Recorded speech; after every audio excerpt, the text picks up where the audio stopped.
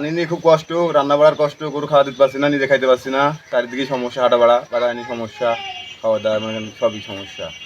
চলাফেরা দেখতে তো পাইছেন কি অবস্থা, পানিতে পাইছি ঘর পাইছি কিছু আসতে পারছি না, এখন এই অবস্থায় চলছি। দেখে মনে হতে পারে বন্যার পানিতে জলমগ্ন হয়ে পড়েছে পুরো এলাকা। না, বৃষ্টির পানি জমে জলাবদ্ধতা সৃষ্টি হয়েছে। পানি নিষ্কাশনের ব্যবস্থা না থাকায় 2 দিনের মাঝারি আকারের বৃষ্টিতে মেহেরপুরের বিভিন্ন নিচু এলাকায় জলাবদ্ধতা দেখা দিয়েছে। হাঁটু পানিতে ডুবে আছে বাড়ির আঙিনা। পানিবন্দী হয়ে পড়েছে বেশ কিছু পরিবার। নিজের স্বার্থে অথবা অন্যকে ডোবাতে পানি প্রবাহিত হবার পথগুলো বন্ধ করে দেওয়ায় পানি নিষ্কাশন হচ্ছে না। মানুষের পাশাপাশি বেকায়দায় পড়েছে গৃহপালিত পশুও।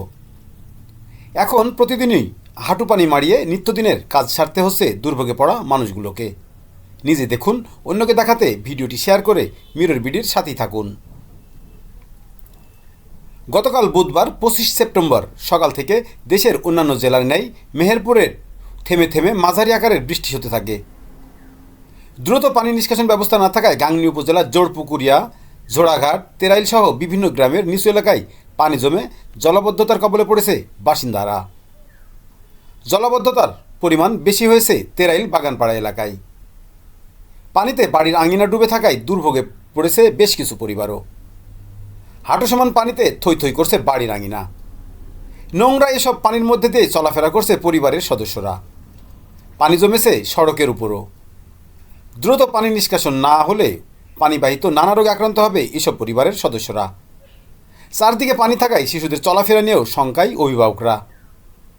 তবে পানি নিষ্কাশনের জন্য সড়কের নিচ দিয়ে কালভার্ট থাকলেও তা মাটি দিয়ে ভরাট করে রাখাই পানি নামছে না। এছাড়াও অপরিকল্পিতভাবে ঘরবাড়ি নির্মাণ করায় বন্ধ হয়ে গেছে পানি প্রবাহিত হবার নালাগুলো। জেনে শুনে নিজেদের ক্ষতি করেছে এরা।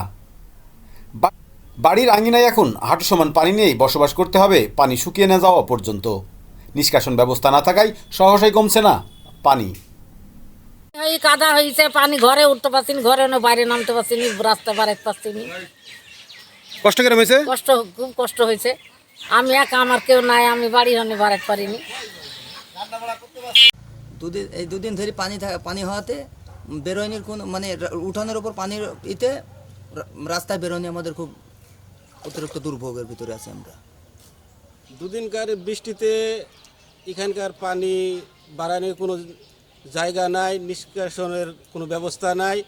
এই জন্য পানি জমে ছেলেপিলি, খুব বাচ্চা ছেলেপিলি চলার খুব দুর্যোগ অবস্থা।